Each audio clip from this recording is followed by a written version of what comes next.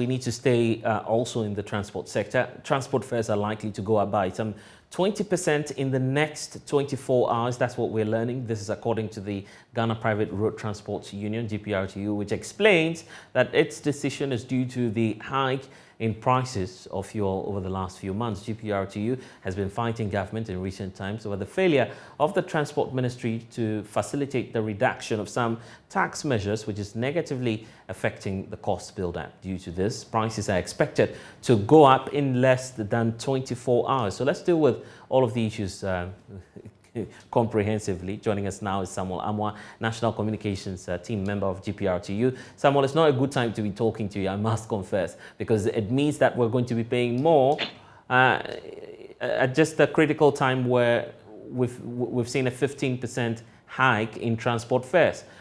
Why this time around? Yeah, thank you very much. Let me take this opportunity to say good evening to all your cherished viewers. Yes, the thing is, we have decided to increase the transport fares by 20%, effect from tomorrow on the 7th of May 2022. The reason being that by the time the government gave us the 15% increment, by then the fuel price was about 7.99 Ghana cedis per litre. And the agreement between the operators and the government was that should the petroleum product goes up to 10% threshold, then we also have the opportunity or the chance to also call for an upward adjustment of the transport fares.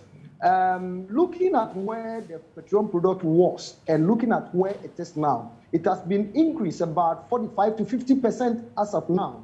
And that was what we wrote to the Transport Ministry, that the agreement that we had, that any time the fuel prices goes up to 10%, we also have to come out with a transport fare increment. So from that time, we decided that we want to increase the lorry fares. But then we had a call, and what they told us was that government is working on it to reduce the petroleum product, and that we should hold on. We have been holding on for all this while till the president came out last May Day that there is no way they can reduce the petroleum product. And should they reduce it, the state is going to lose about 4 billion Ghana cedis. So this news came to us, and then we also came to a round table, and we find out that there is nothing they can do about the reducing the petroleum product. That is why we also organized ourselves, did our calculations, and now we say from tomorrow, effect from tomorrow, we are coming out with 20% upward adjustment of our transport fares. The timing for some in terms of your announcement of an increment in transport fares is not helpful, particularly when Ghanaians are having to deal with a surge in food prices and other commodities as well. Are you not mindful of all of these factors as you push for a further increment in less than 24 hours? Yes, we are mindful of that. That is the main reason why we have been holding on for all this while. This increment should have come, long ago.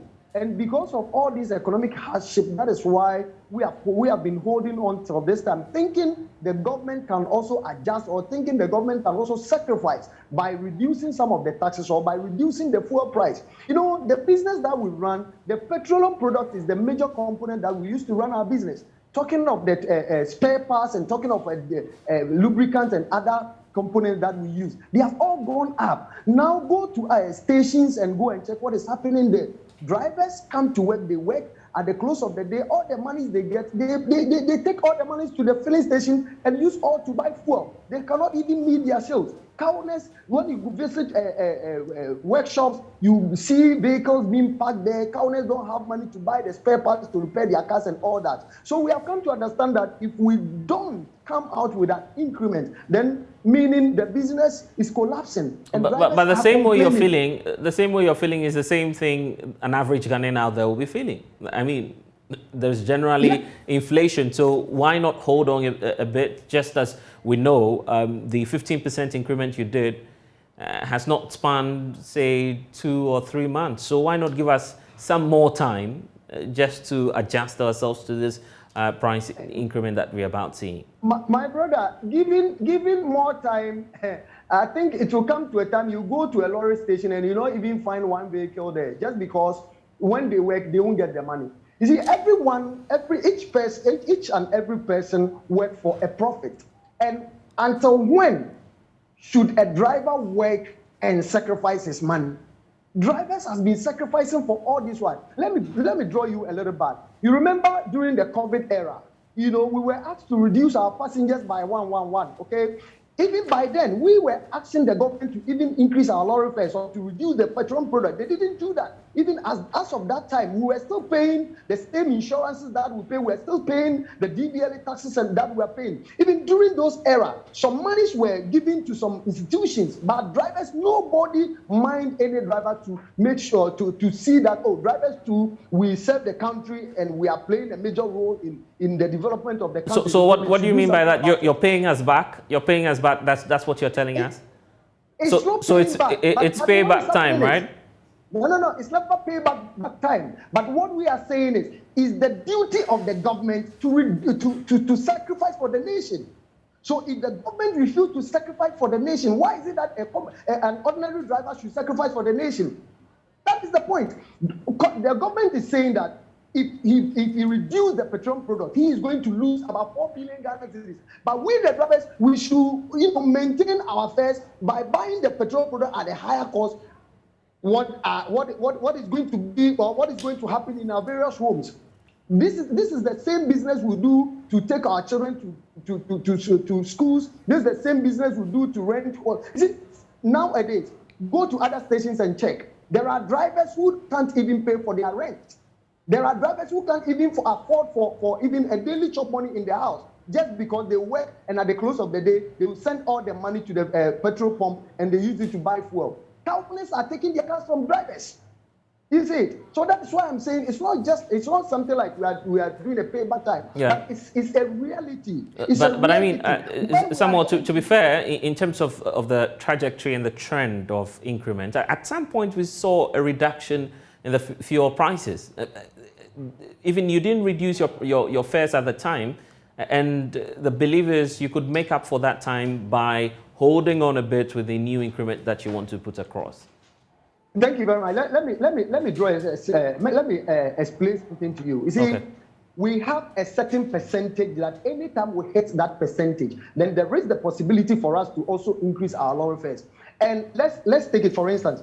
If the government has increased it, like maybe the government has increased it about 45% or something, and we have come out with an increment, and should the government come out to say, I am reducing it by maybe 2% or 1% or 3%, it's not possible. It may affect the transport fare, the reduction of the transport fares. But that is why we are saying, you see, by the time they increase up to the 10%, we were even supposed to increase the fares by then. But we didn't do that. We didn't do that, waiting that maybe they can be able to do something about it. Are you getting me? So the transport system in Ghana now, in fact, seriously, it's going down. It's going down. And drivers are suffering, seriously. You see, every day there's something that I used to say. You see, drivers, the role that we play in the country, like what, anytime we complain or we come out with some certain things, the government has to take it serious. But we have come to understand that the government don't take it serious. You understand? We're talking about the tax remedial measures that you are asking for in terms of some of the price build-up. But first of all, help us understand this, the implication, the real cost implication for an average commuter out there. If it is the case that you're doing a 20% increment, are you saying that cumulatively, knowing that there's been a 15% increment already, or you are doing an all-new 20%? So, for instance, if I'm moving from point A to B and it will cost me a cedi, are you then saying that completely that will now cost me, say, 1 cedi 20 pesos? Just give us the specifics so we are able to get a picture of what the implication will be.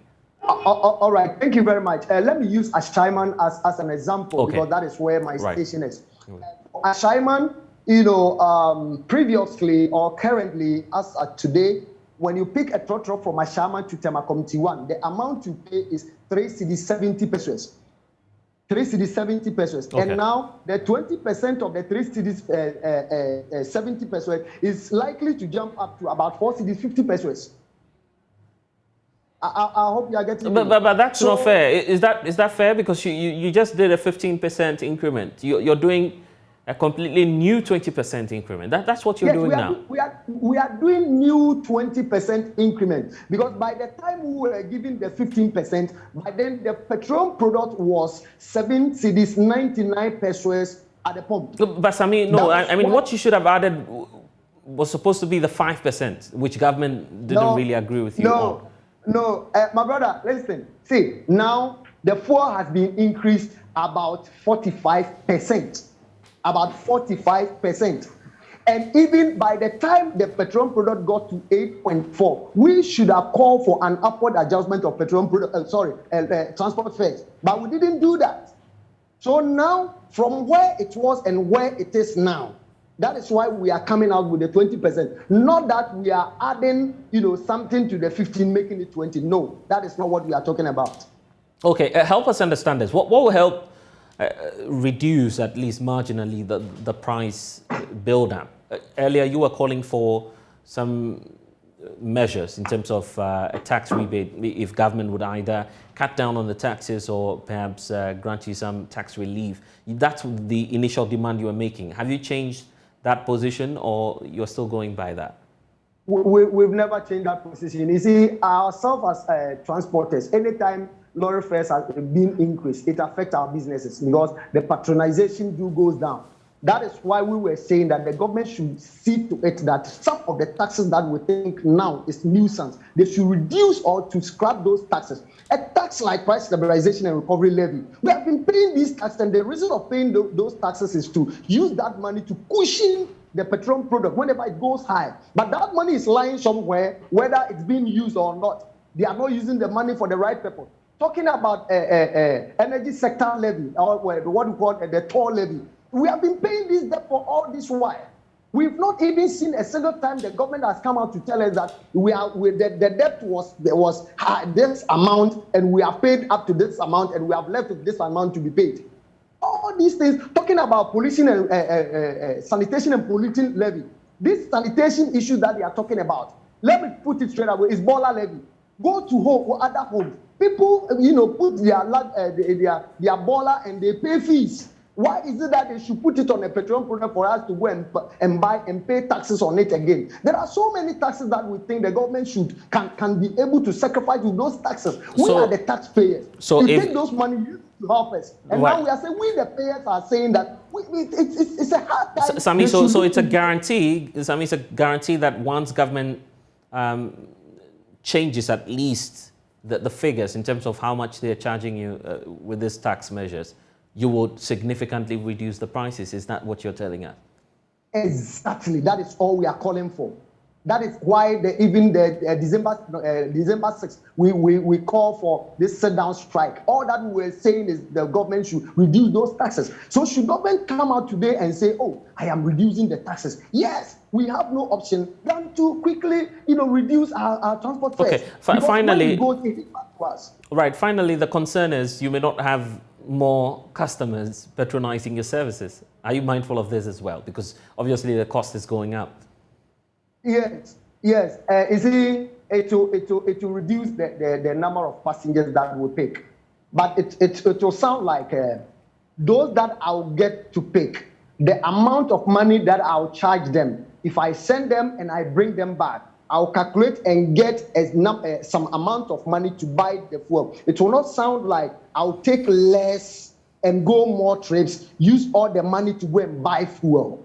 I hope you are getting the scenario. Right. So that is how it is. We know very well that increasing the lorry fares, brings the patronization down.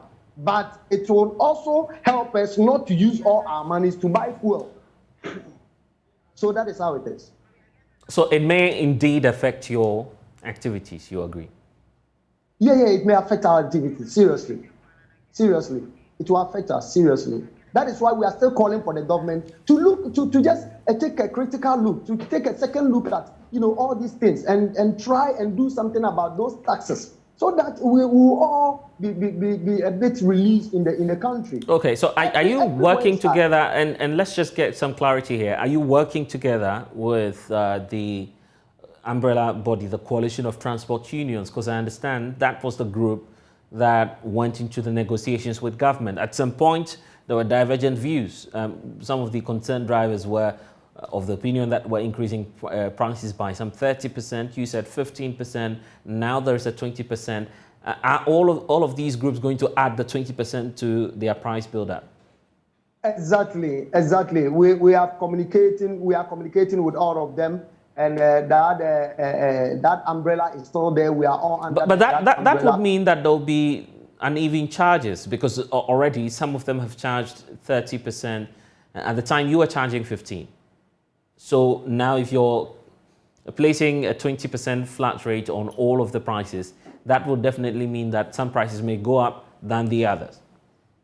Yeah, that is what we are saying. You see, GPRTU, we are the larger group, and that is why we are saying that anytime we come out with something, they should try and embrace it so that we all work with us. We all work with it. Because if those that, when we were giving the 15%, those that they were charging high, definitely, if they say they want to increase it by that 20%, it's going to affect them. That quite recently, we called for a meeting and we were talking to the other, unions, their executives, to make sure that anytime we come out with something of this nature, they should all embrace it and make sure we all dance to one tune, so that we bring sanity on our roads. Yeah, but this is an opportune moment for you to do that. At least talk to them, to try and revise their prices, because what we may have is that some may be charging more than the approved rates that you would be issuing out there. Exactly. By the time this information came out, we are immediately calling all the coalition members to just meet and talk to them and make sure that the appropriate fares will be taken at all the various stations and unions. Okay, well, one more time, give us a sense of some of the areas and what the cost build-up is likely to be looking like. Okay, let me put it this way. Wherever you are, and the previous amount or the previous fare that you were paying, just calculate it by 20%. That is 20% times your previous, amount that you were paying. You get that the current, charge that you want. That is why I use Ashama as an example, and that is why I use Ashama as an example. So yeah. Wherever you are. Yeah. So give us some more then.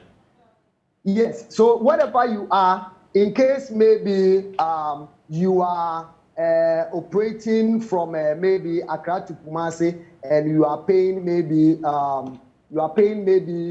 let's take it 50 cedis. Let's take it maybe 50 cedis. Right. Yeah. If you are paying 50 cedis, then it's likely you are going to pay about 60 cedis. You are going to pay 60 cedis.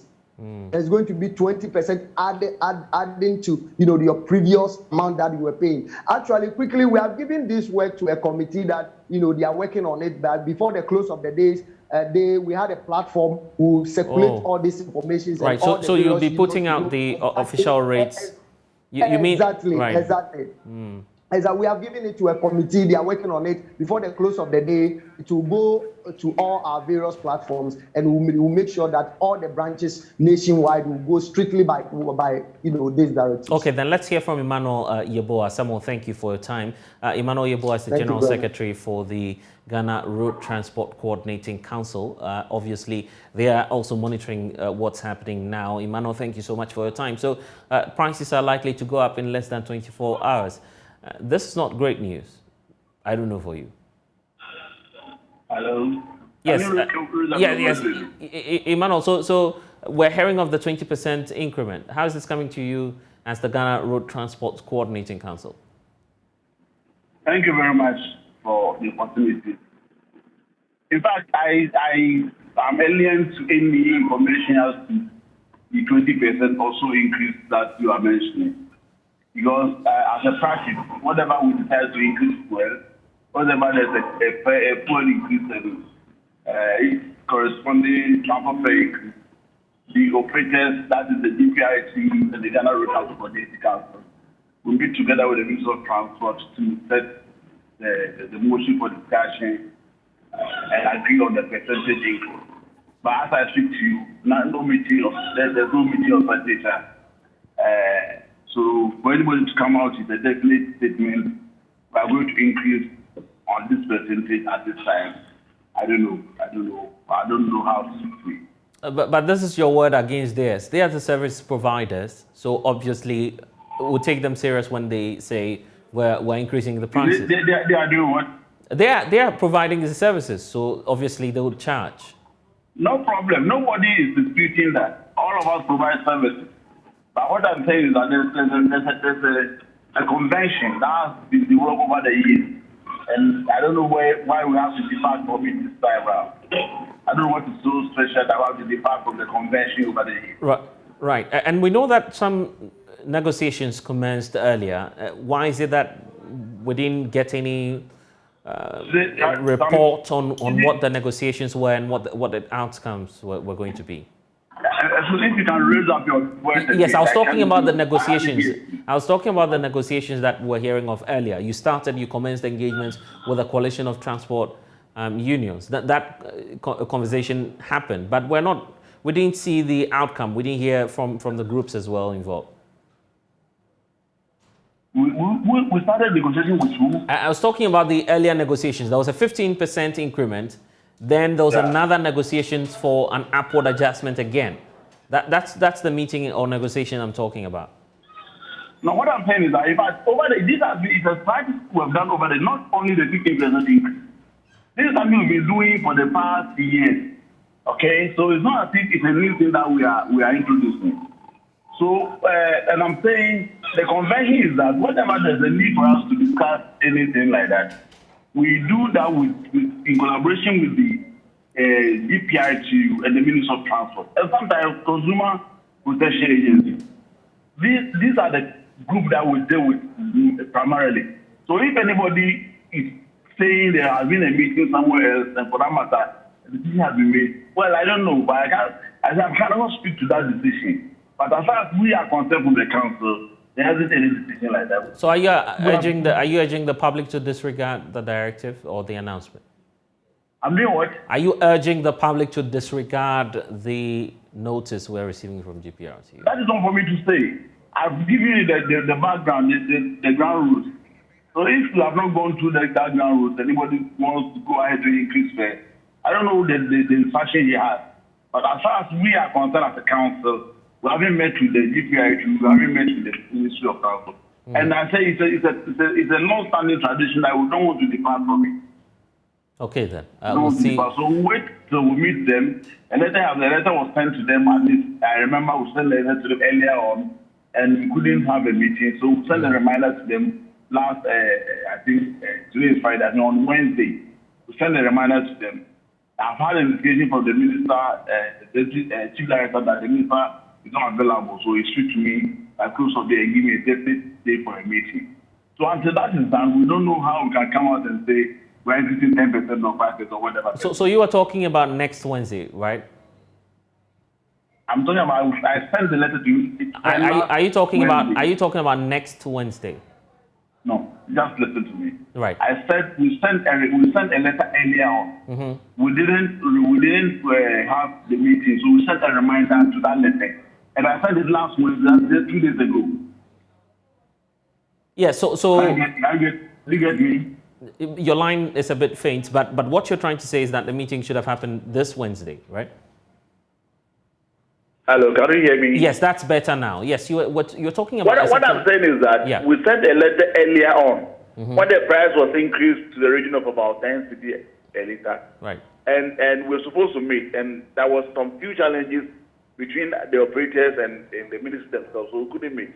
So I sent a reminder last Wednesday, that's about 2 days ago, to them, to the effect that there's a time for us, the need for us to meet and discuss the issue around the fare increase.